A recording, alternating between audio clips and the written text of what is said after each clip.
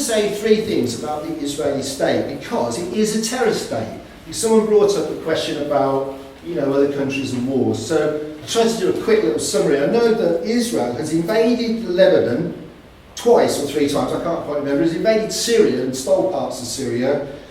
It took half of Jordan, and it's bombed and invaded on a number of occasions Egypt and bits of Egypt. It still occupies Gaza. I think it bombed Tunis at one time. It is an apartheid state. It's a war state. It was created, if you're an Israeli citizen, you do 3 years compulsory service, men and women. And there's a very brave young woman who's refused to do it, and she's in prison. And she's like, they want to say, you're going to go back to prison. I mean, they fix the heads of the Jewish Israeli youth to hate the Palestinians and become killer machines. Their mums and dads were the same, their uncles. This is how they do it. There are some who come out, who say we're going to speak out. Voices, this is terrible what happened to us. We did this and it's wrong. I've met these people. So there are, it's a terror state. The second thing is that it is in crisis because, and I'll give a few examples. Glasses on. It is in crisis because it has invaded the Lebanon a couple of times. It lost.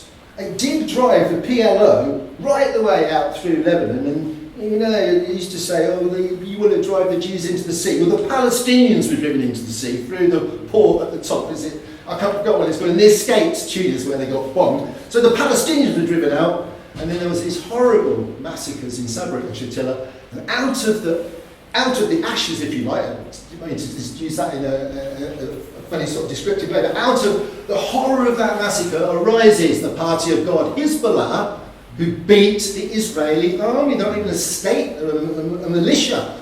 They beat back, and Israel had to withdraw from the Lebanon, so they lost in the Lebanon to a militia. They're not allowed, despite getting 2/3 of all aid, they're not allowed to fight in the Gulf Wars, because if they did, then the Saudis say we don't have anything to do with it. So they're almost like a dog that they can't let off the leash. And they lost a serious political argument with America. Iran, they would bomb us with nuclear weapons, they said, from Tel Aviv.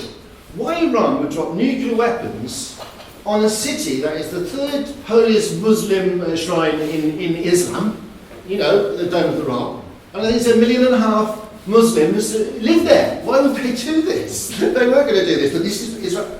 And America said, we're going to do a deal with Iran, or rather Obama said that he did the deal with Iran. Let's do a deal. You'll bring stability to the Middle East, a bit more stability to the Middle East, because bloody hell, it's all gone wrong in Afghanistan and in Iraq and everywhere else, because now we're looking to China, to Asia. And they went, the Israeli leaders, to twist arms and bully and threaten everything else, but they signed the deal and they lost with that political battle. It shows the tail is Israel and the dog is America. It's not the other way around. And they could not beat Hamas in Gaza, who've got nothing, but they have got something. The strength of the Palestinian people, their pride and dignity in themselves, and in justice and freedom, and their historic position in the world, and they are all over the world, and they have not been broken.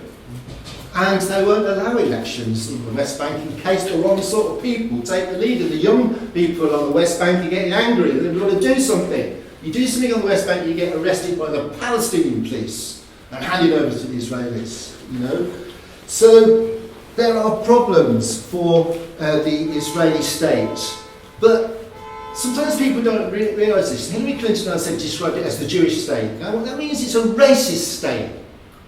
Have I said the thing about the wedding? Right. Recently, it was last year, this Jewish guy and a Palestinian, I can't remember which was which, a Palestinian Jew wanted to get married. So it's very difficult, not allowed to get married. But in the end, they found some judicial, I don't know what, they got married. There was 2,000 people picketed the wedding. Can you imagine that? On your wedding day. This is a racist state. Only Jews can join the army. Yeah, but there's 1.5 million Palestinian Arabs, as they call it, Israeli Arabs, they're calling it, they're trained with guns. No, they're not allowed to join, right? there is a segregation in Israel. The trade unions and the Labour Party, as we mentioned, the Israeli Labour Party, this is not like the British Labour Party. Can you imagine if the British Labour Party said you can't join if you're black? The Israeli Labour Party, you cannot join if you're Palestinian, nor can they join the Histrat of the Confederation of Jewish Labour, the trade union. This is a very, very different sort of society. It is a racist society at its heart. And it is bad for the Jews, but it's worse for the Palestinians. Obviously, 100,000 times worse because they are trying to, and have had years of torture and indignity and everything, but they are not broken. But the last thing I want to say is this, and this is about the question of Corbyn, because I must say, bloody hell, doesn't Corbyn know the arguments? Where he was chair of Stop the War, and he's been chair of PSE for decades. He knows the arguments, what to say, what's anti-Semitic, what's anti-Zionism, but he's in a situation where he's like powerless because he leads the Labour Party but he doesn't control the Labour Party. Bernie Sanders actually has got more bottle, but he runs his own election campaign. You know, it can be a bit more, no, I'm not backing down on this. So it is a disappointment in many ways, but it shows that there's a balance of forces. Now in this situation, we have to give Jeremy some strength.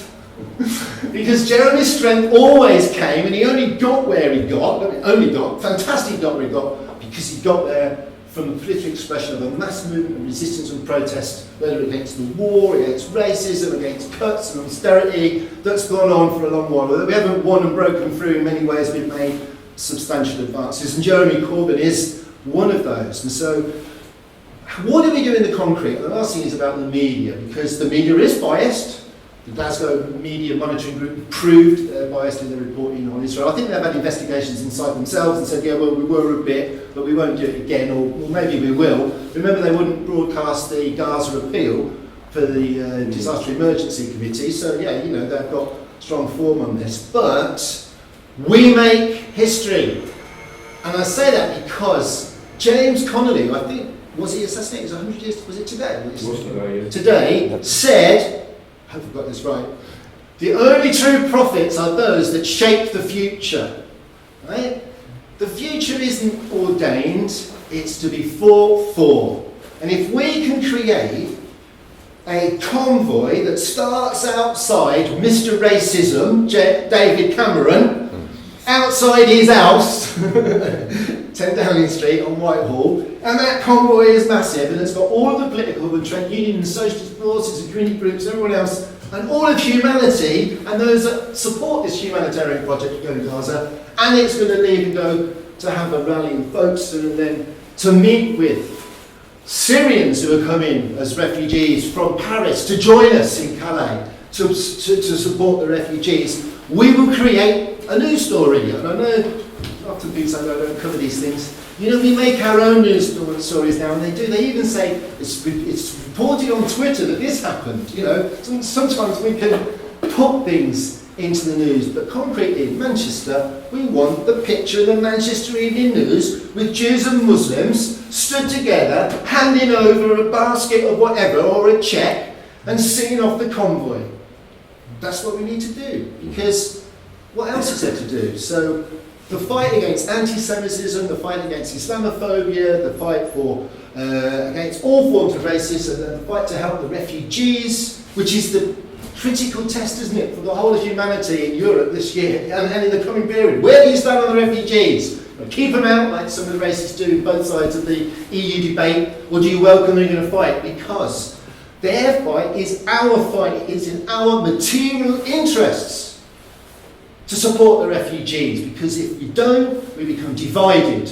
And if we're divided, the fight against the cuts and austerity of the Tories is weakened. So it's the same struggle. You know, migrants welcome, the doctors are welcome, we're all going to march together.